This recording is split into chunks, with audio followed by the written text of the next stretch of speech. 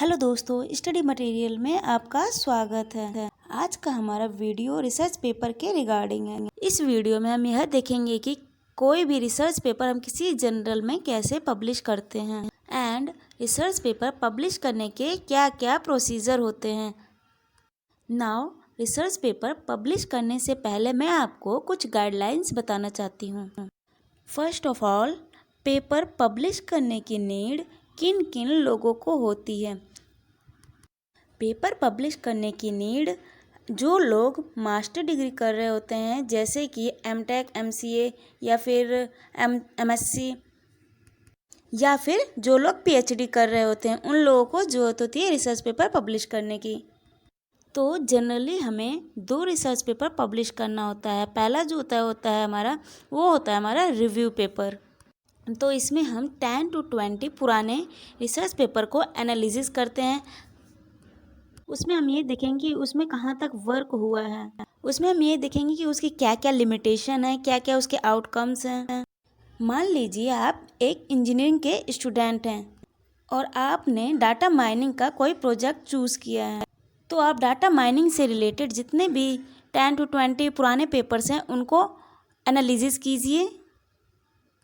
उस पुराने पेपर की जो भी लिमिटेशंस है आप उसको एनालाइज कीजिए, उसको आउटकम्स कीजिए एंड आप इसमें यह देखेंगे कि आप इसमें क्या और ऐड कर सकते हैं और इसको कैसे और अच्छे से इम्प्रूव कर सकते हैं एंड इसकी परफॉर्मेंस को और कैसे बेटर बना सकते हैं, पहले से बेटर। इस तरीके से आप उसकी लिमिटेशंस को दूर करके एंड उसमें अपना कुछ ऐड कर सकते हैं और उसकी इम्प्रूवमेंट कर सकते हैं। उसकी परफॉर्मेंस को बेटर करके आप अपना एक पूरा अच्छे से एक रिव्यू तैयार कर सकते हैं। नाउ सेकंड जो है हमारा, वो होता है हमारा इम्प्लीमेंटेशन पेपर। जो हमारा सेकंड पेपर में जो होता है हमारा, वो पूरा कोर वर्क होता है।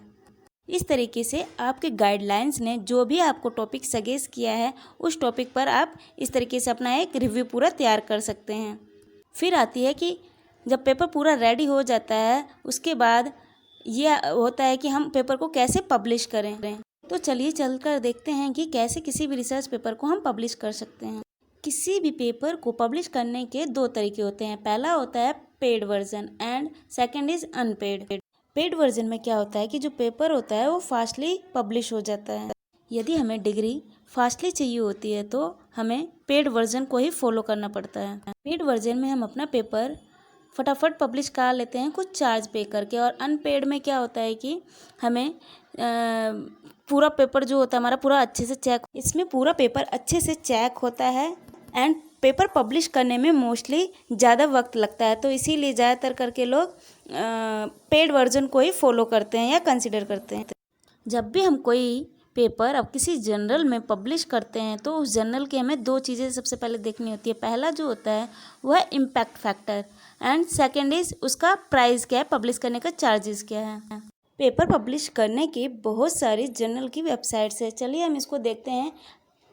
यहाँ पर हमने IJSRD international journal for scientific research and development site का लिंक ओपन किया हुआ है। अब इसमें देखते हैं कि इसका इम्पैक्ट फैक्टर जो है 4.396 है। किसी भी जर्नल का हम इम्पैक्ट फैक्टर इसलिए चेक करते हैं क्योंकि कभी कभी क्या होता है, किसी गवर्नमेंट या प्राइवेट वैकेंसी या रिक्रूटमेंट के लिए जो उसका इम्पैक्ट फैक्टर मांगते हैं वो मांगते हैं 2.5 से ज़्यादा। तो इसमें इसके लिए हम उसका इम्पैक्ट फैक्टर चेक करते हैं। यदि किसी जर्नल का इम्पैक्ट फैक्टर 2.5 से कम है तो उसमें आप अपना पेपर पब्लिश ना करें।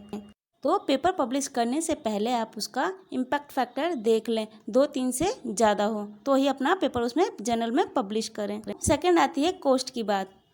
आप अपना पेपर कम से कम चार्ज वाले जर्नल में ही अपना पेपर पब्लिश करें, क्योंकि ज़्यादा कॉस्ट वाली जर्नल में पेपर पब्लिश करने का भी कोई फ़ायदा नहीं होता है, क्योंकि बाद में इसे कोई पूछता नहीं है, ना कोई देखता है। इसलिए मैं आपको यही सजेस्ट करूँगी कि आप कम से कम पैसे वाली जर्नल में अपना पेपर पब्लिश करें। मुझे तो सबसे सही IJSRD ही लगा, क्योंकि इसका जो कॉस्ट है वो है ओनली 750 रुपये।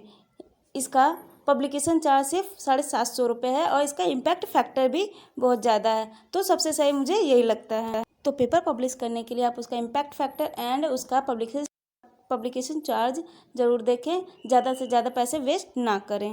मान लीजिए आपने गाइड से मिलकर अपना पेपर रेडी कर लिया है एंड पेपर को पब्लिश करने के लिए गाइड की परमिशन लें।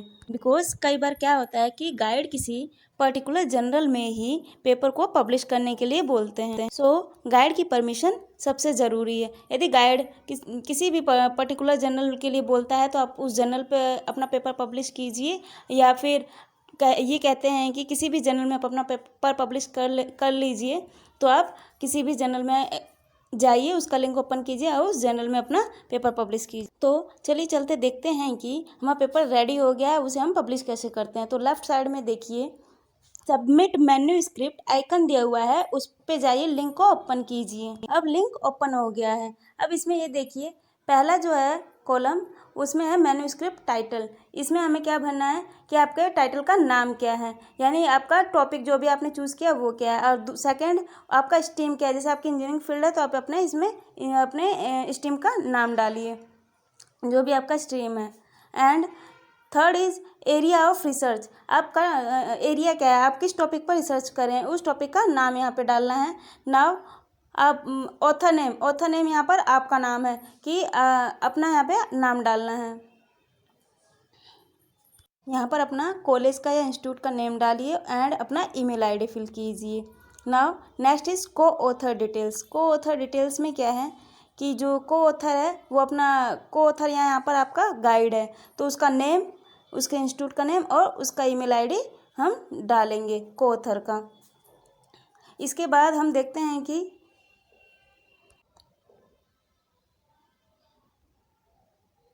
एंड ऑथर का कॉन्टैक्ट नंबर एंड उसका पोर्टल एड्रेस। के बाद यहाँ पे अपलोड मैन्युस्क्रिप्ट दिया हुआ है। अपलोड मैन्युस्क्रिप्ट में फाइल को चूज़ कीजिए, जो भी आपका रिसर्च पेपर है उसको चूज़ कीजिए, और जो आपका फाइल है वो हमारा डॉक फाइल होनी चाहिए, उसका साइज़ 5 MB होना चाहिए। एंड एग्री पे क्लिक कीजिए और कैप्चा कोड भरिए एंड देन लास्ट सबमिट कीजिए। एंड आपकी फ़ाइल जो है वो हमारी डॉक्यूमेंट फाइल होनी चाहिए, तो ही ये फाइल को अपलोड करेगा। तो पेपर सबमिट होने के बाद मेल आईडी पर एक मेल आती है। मेल से हमें ये पता चल जाता है कि उन जर्नल वालों को हमारा पेपर उन्हें मिल गया है।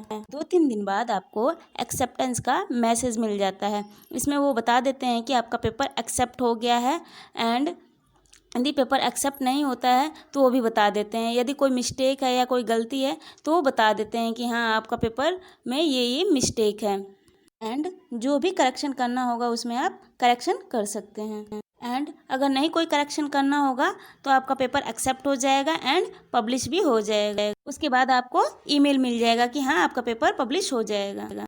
इसके बाद बारी आती है पेमेंट करने की। पेमेंट के लिए लेफ्ट साइड में एक आइकन दिया हुआ है, सबमिट पेमेंट का आइकन दिया हुआ है, उस पर क्लिक कीजिए। नाउ अ पेज ओपन हो चुका है। अब हम देखते हैं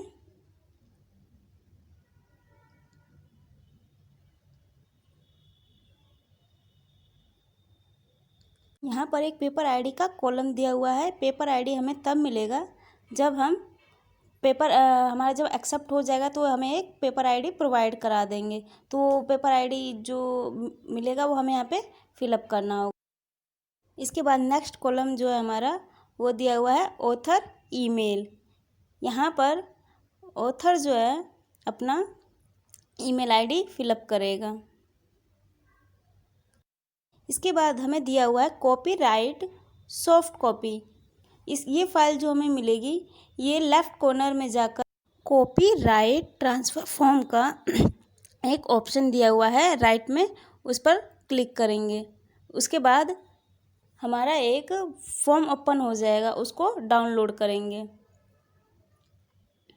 नेट स्लो है तो थोड़ा टाइम लग रहा है। लो फॉर्म ओपन हो गया।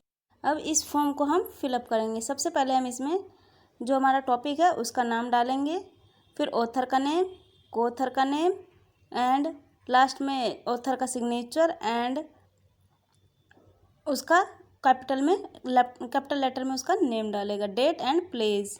उसके बाद इसकी स्कैन कॉपी करके हम इसमें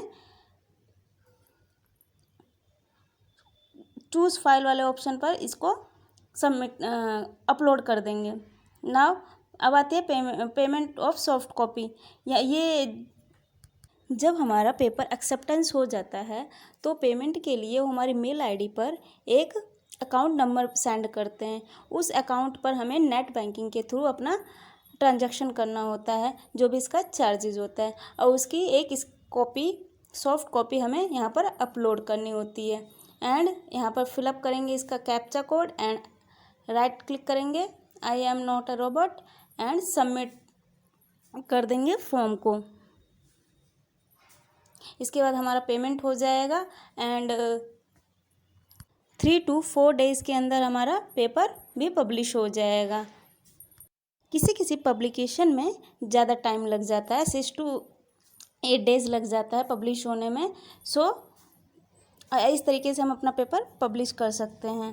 तो इस तरीके से आपको आपकी ईमेल आईडी पर आपको इसका सर्टिफिकेट भी मिल जाएगा एंड आपको पूरा का पूरा पेपर आपको मेल आईडी पर प्रोवाइड कर दिया जाएगा। वीडियो अच्छी लगे तो लाइक, शेयर, कमेंट करें एंड सब्सक्राइब करें फॉर मोर वीडियोज़ के लिए।